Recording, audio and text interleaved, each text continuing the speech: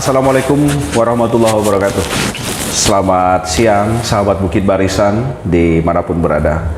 Jumpa kembali bersama saya Bang Ipin dalam obrolan kita di Bengkulu. Dan hari ini saya sudah bersama dengan Kepala Perwakilan dari IDX Perwakilan Bengkulu. Kita sudah bersama-sama dengan Mas Bayu.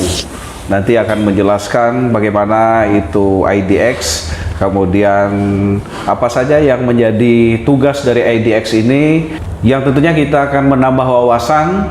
Barangkali memang kita sudah saatnya untuk berbisnis di dalam dunia perdagangan atau disebut dengan dunia trading. Kita nanti akan ngobrol bersama dengan Mas Bayu.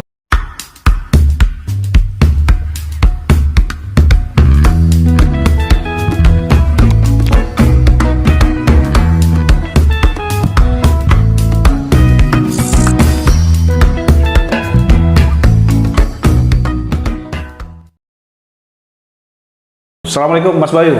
Waalaikumsalam. Ya, siap. Apa kabarnya Mas Bayu? Sehat, alhamdulillah. Alhamdulillah. Ya. Kita sama-sama punya postur yang over ya Mas ya. Sehat Mas Bayu ya? Sehat, alhamdulillah Bang Ipin ya. Mudah-mudahan Bang Ipin dan pemirsa juga semuanya sehat. Baik. Ya. Mas Bayu, kehadiran kita tentunya kita ingin menyampaikan informasi seputar Bursa Efek Indonesia. Baik, Bang Ipin dan pemirsa ya dimanapun Anda berada, tentunya kita walaupun sudah lewat masa-masa PPKM, masa-masa kemarin ibaratnya self distancing segala macam gitu ya, tapi memang kita masih harus menjaga kesehatan dimanapun kita berada. Nah, ini yang patut kita syukuri pertama-tama ya. Kemudian tadi Bang Ipin nanya IDX, kalau IDX ini kan singkatan dari Indonesia Stock Exchange ya. Bahasa Indonesianya Bursa Efek Indonesia. Jadi sama aja gitu ya.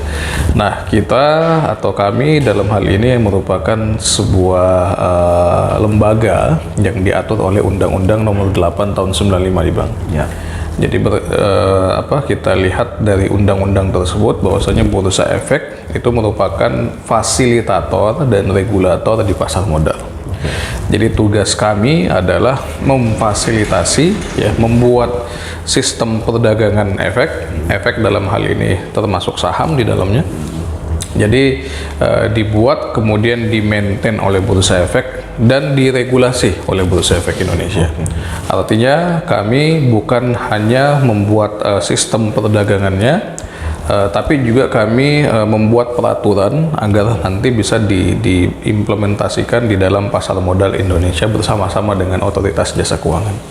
Seperti itu Bang. Nah, ini ada istilah nih Bang, sering kita dengar, kami masyarakat umum mendengar ya, bahwa ini sahamnya udah listing nih di Bursa Efek. Emang seperti apa sih kok ada istilah listing? Apa ada nih saham yang tidak resmi gitu kan? Baik. Ya, itu mungkin bisa lebih dijelaskan lagi.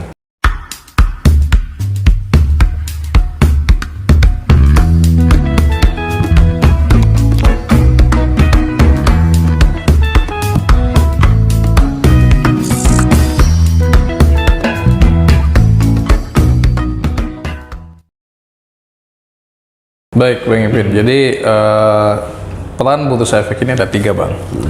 Jadi satu fungsi pencatatan, fungsi perdagangan, dan fungsi keanggotaan.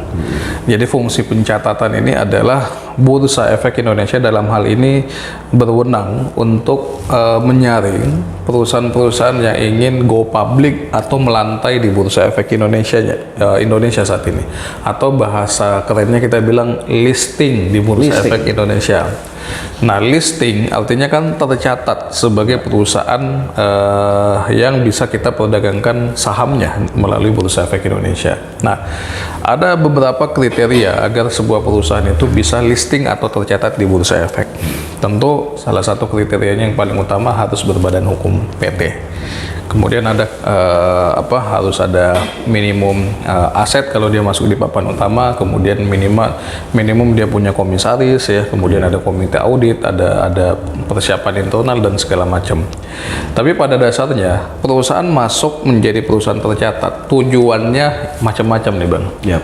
Ada yang tujuannya mendapatkan pendanaan atau nyari modal nih istilahnya. Mereka kadang-kadang pengusaha ini punya dua alternatif kan saat ini. Pengusaha yang butuh modal biasanya kan nyari pinjaman, entah itu pinjaman ke ke pihak non bank ataukah ke bank gitu ya. Tapi yang perlu kita ketahui bahwasanya mencari modal itu tidak hanya melalui utang. Tidak hanya melalui bank misalnya, tapi juga ada melalui pasar modal. Nah, inilah tujuan biasanya kenapa perusahaan mau mencatatkan dirinya ke bursa, nyari investor, nyari modal di bursa efek. Nah, karena di bursa efek ini bang, satu hari itu ada sekitar perputaran perdagangan saham. Itu dalam satu hari kalau kita berkaca di beberapa hari yang lalu itu dan di tahun yang lalu itu bisa sampai 10 triliun, 12 triliun, bahkan pernah mencapai 20 triliun lebih dalam satu hari perdagangan saham. Nah, ini membuktikan bahwasanya memang pasar modal ini merupakan salah satu pasar yang cukup diminati oleh para pengusaha untuk mendapatkan permodalan. Kalau kita lihat memang secara total modal yang terkumpul, modal yang tercatat di bursa efek saat ini dari seluruh listed company yang ada itu sekitar tidak kurang dari 9.000 triliun bang. Artinya kalau kita bandingkan dengan dana pihak ketiga yang ada di bank ya sekitar lebih dari 6.000 triliun ya. Artinya pasar modal ini sudah melampaui dana pihak ketiga yang ada di bank 9.000 triliun. Itu market cap yang cukup tinggi kalau kita bandingkan dengan beberapa tahun yang lalu. Nah, ini tentu menjadi potensi yang sangat bagus bagi pengusaha yang apabila mereka ingin mendapatkan pendanaan. Solusinya adalah dengan mencatatkan dirinya di bursa efek atau ibaratnya bahasa gaulnya go public initial public offering. Nah, seperti itu. Artinya tidak ada perusahaan yang tidak mesti listing di bursa efek. Jadi kalau kita lihat per hari ini kan tidak kurang dari 800 ya, kurang lebih 820 itu perusahaan sudah mencatatkan dirinya sebagai listed company di Bursa Efek Indonesia. Dari berbagai sektor ada di sana bang, BUMN, BUMD, swasta bahkan juga ada di sana. Itu memang mulai dari yang usaha menengah ya, usaha besar, bahkan ada juga yang startup. Jadi memang macam-macam nih model bisnis yang masuk di Bursa Efek Indonesia yang ingin mendapatkan pendanaan. Nah, tentu alasan yang lain selain mendapatkan pendanaan, ternyata mereka ini juga para listed company ini juga menginginkan selain dari itu bang. Satu yang paling penting adalah keberlanjutan usaha. Jadi ketika mereka sudah listing di Bursa Efek, maka mereka kan terbuka, laporan keuangannya bisa dilihat oleh publik.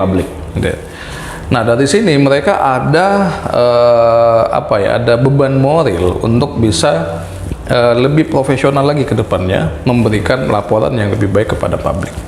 Kemudian yang kedua, karyawannya itu memiliki kesempatan membeli saham mereka. Artinya karyawan kerja di perusahaan itu, tapi sekaligus karyawannya memiliki saham perusahaan. Artinya ada dorongan bagi karyawannya untuk bisa bekerja lebih giat lagi.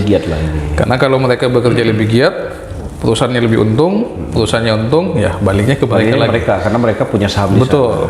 Jadi ini kadang-kadang perusahaan itu listing di Bursa Efek bukan hanya mencari modal, tapi juga mencari yang selain modal seperti yang saya sampaikan tadi. Dan juga tentu paling terasa adalah ke branding ya. Perusahaan yang sudah listing di Bursa Efek tentunya ini secara image perusahaan ini makin baik ya, karena perusahaan yang terbuka ya ini cenderung lebih profesional daripada yang tertutup ya.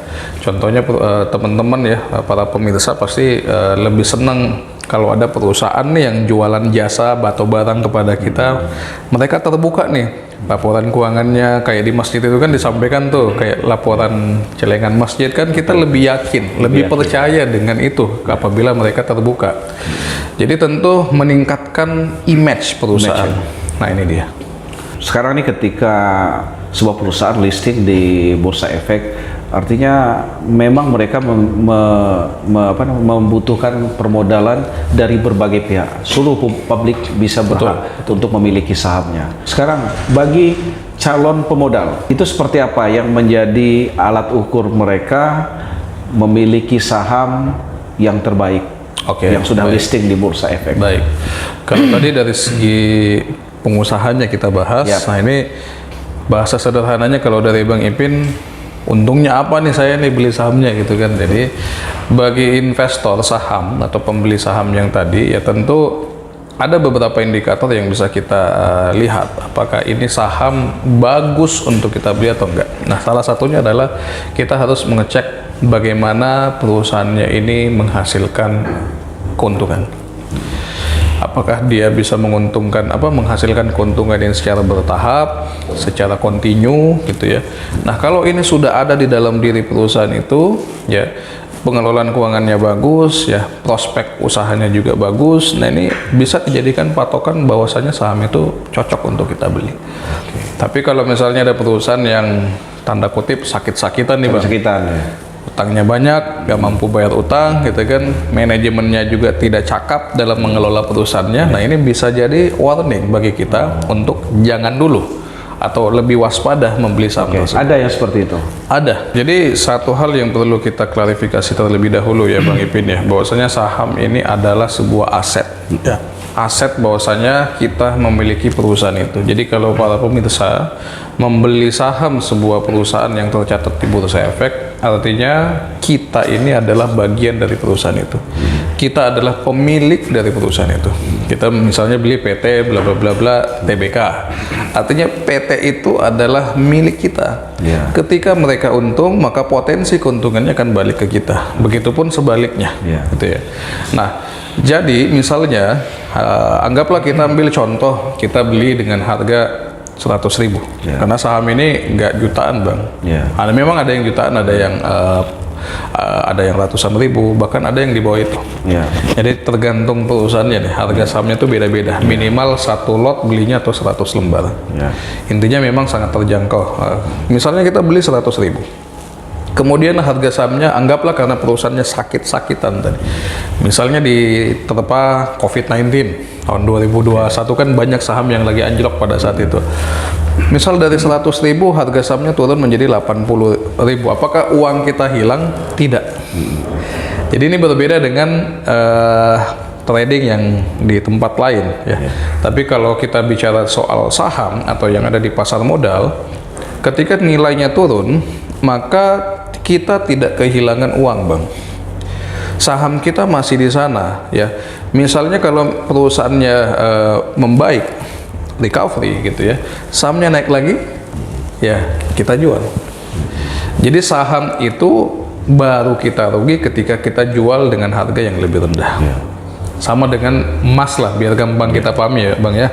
Emas itu kan harganya fluktuatif ya. Fluktuatif ya. Nggak selalu naik ya, kadang turun juga. Nah, misalnya pada saat kita beli emas pada saat itu, saya ingat banget di 2020 saya belinya waktu itu 1 juta 1 gram gitu kan. Kita jual misalnya di tahun 2021-nya tuh, kan sempat turun di harga 800 atau 900 waktu itu. Maka pada saat saya jual ya rugi 100.000. Sama dengan saham. Kita beli 100.000, harganya turun 90, kita jual rugi. Ya. Tapi selama kita tidak jual, belum rugi. Belum. Karena ada potensi untuk bisa balik lagi. Potensi untuk naik. Betul, ada potensi untuk naik.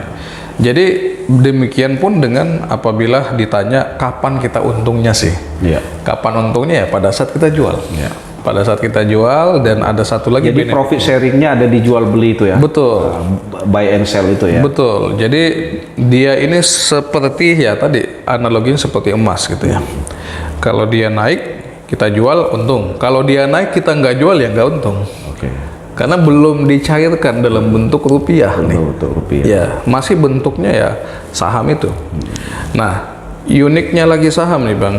Dia tidak hanya memberikan kita imbal hasil kenaikan harga atau capital gain, tapi juga ada namanya dividen. Dividen, betul. Nah, dividen ini bagi hasil. Jadi kadang-kadang perusahaannya kalau untung, dapat omset gede, income-nya gede, itu biasanya dikumpulin para investor sahamnya dalam rapat umum pemegang saham, disepakati kira-kira ini keuntungannya akan dibagikan dalam bentuk dividen atau mau di hold aja. Kalau misalnya perusahaannya bilang, yuk kita bagi dividen, bagi hasil. Maka sebagian dari income-nya mereka, si perusahaan tadi yang listed company tadi, itu akan membagikan income-nya itu ke para pemegang saham. Ya. Itu satu untung. Nah, belum kalau harga sahamnya naik, Ya. untung juga. Nah, tentu ini ya dengan adanya fluktuasi yang tadi, ini akan memberikan potensi atau apa ya, ibaratnya peluang bagi para investor ya kalau beli saham itu pada saat harganya lagi murah. Nah, fluktuatifnya harga saham kira-kira itu yang menyebabkan drop itu apakah karena penggunaan dari jasa tersebut kurang atau penanam modalnya semakin sedikit? Baik, jadi faktor kenapa harga saham itu bisa naik ada macam-macam, Bang. Satu, isu ekonomi yang membaik. Nah, kalau ekonomi secara makro kita membaik, ya GDP membaik, apalagi apa misalnya ada isu sentimen-sentimen positif dari kebijakan-kebijakan pemerintah ataupun moneter kita, ini biasanya akan apa ya, mengerek harga sahamnya naik. Biasanya seperti itu. Namun selain itu juga ada faktor lain, Bang. Misalnya dari si perusahaannya. Kalau perusahaannya fundamentalnya bagus, profit terus, ya, maka kan ini ibaratnya gula, Bang. Iya.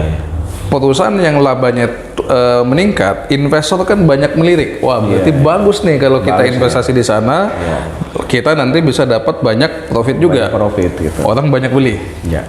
Ya kan, itu udah jadi semacam hukum alam kalau menurut saya, Bang. Jadi kalau ada gula itu biasanya pasti ya banyak orang yang Banyak ngincar. semut yang Banyak semut yang ngincar, gitu ya. gitu ya. Karena Betul. Jadi perusahaannya bagus, fundamentalnya bagus, apalagi profit terus gitu ya.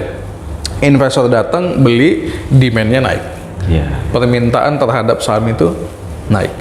Nah, sama nih, balik lagi kayak analoginya harga minyak ya. Kenapa kemarin harga minyak itu bisa naik? Karena persediaan sedikit, yang mau beli banyak. Hukum permintaan. ekonomi permintaan penawaran berlaku. Betul, Bang. Saham pun demikian, Bang. Jadi sahamnya kan begitu-begitu saja jumlahnya, nggak bertambah. Tapi yang mau beli banyak, akhirnya naik. Oke. Betul.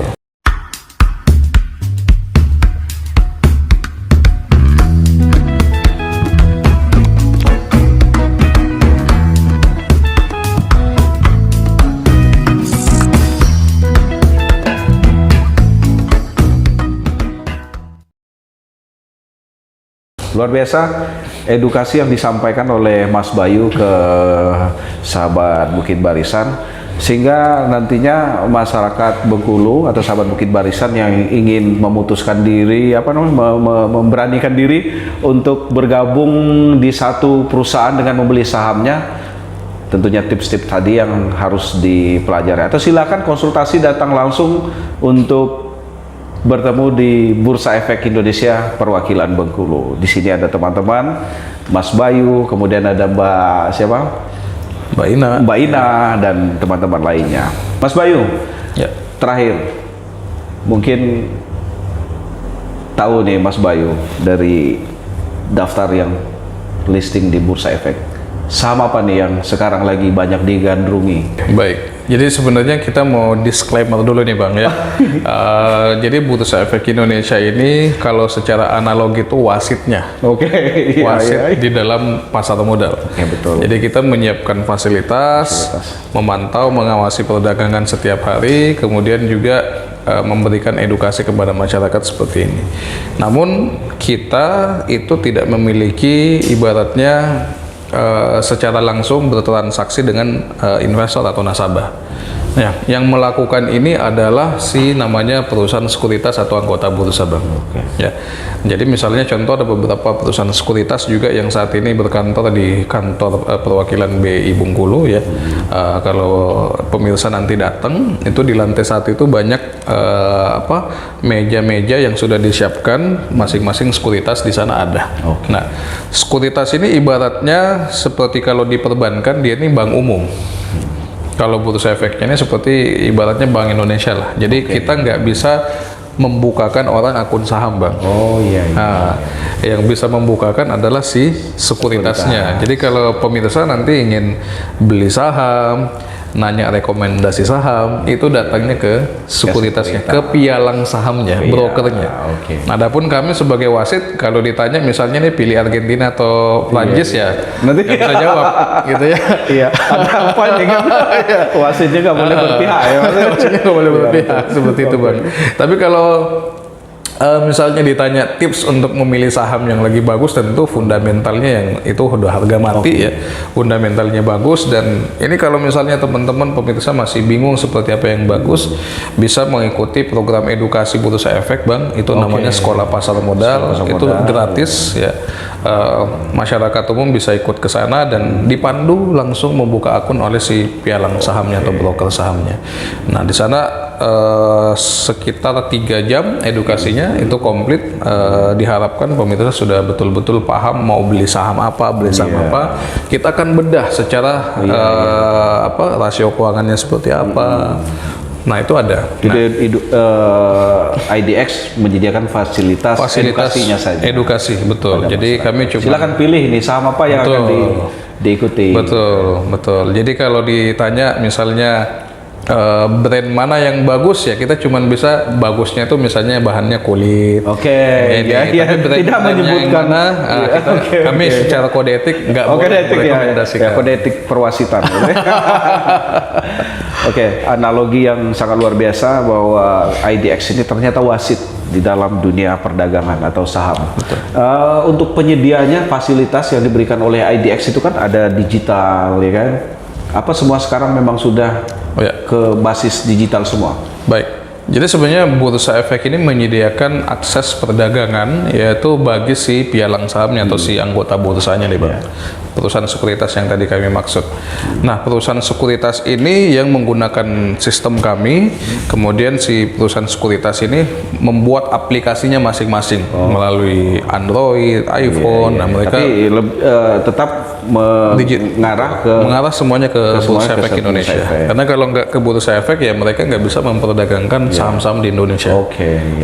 Jadi kita nantinya itu bisa buka akun saham di perusahaan sekuritas manapun selama mereka terdaftar di OJK tentu saja dan punya akses sebagai anggota bursa.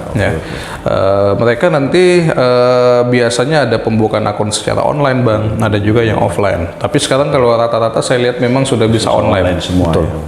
Jadi kalau perdagang saham sekarang katakanlah udah 100% lah online ya. Tanpa online ya susah lah. Emang udah zamannya. Kalau dulu kan berapa lembar nih kan? Kalau dulu kita beli saham bawa pulang sertifikat.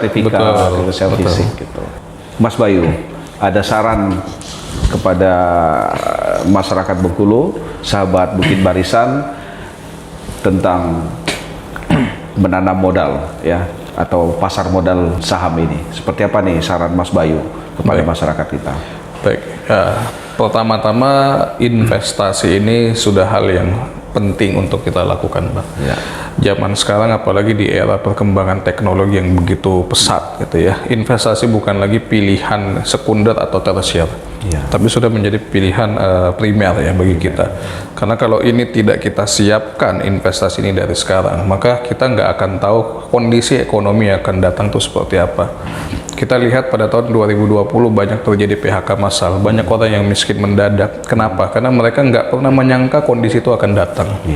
Nah, kita juga nggak akan menyangka apakah nanti tahun depan atau amit-amit nanti bulan depan ya, tiba-tiba terjadi resesi, krisis ekonomi, mungkin ada pandemi apa lagi. Kita kalau punya investasi sudah nggak terlalu khawatir lagi. Ibaratnya ada passive income, ada sumber penghasilan kedua. Jadi kalau misalnya terjadi amit-amit di PHK atau misalnya usahanya bangkrut, ada backup. Nah, jadi memang investasi ini saat ini sudah menjadi hal yang saya rasa semua masyarakat patut untuk miliki.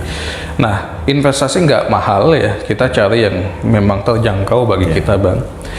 Investasi misalnya di pasar modal yang sudah diawasi, dilindungi dan diatur oleh OJK dan juga diregulasi oleh Bursa Efek Indonesia, ini ada 800 lebih saham yang bisa kita pilih. Jadi tinggal mau milih yang mana, pilihan itu banyak, tinggal kita niatnya mau investasi apa enggak.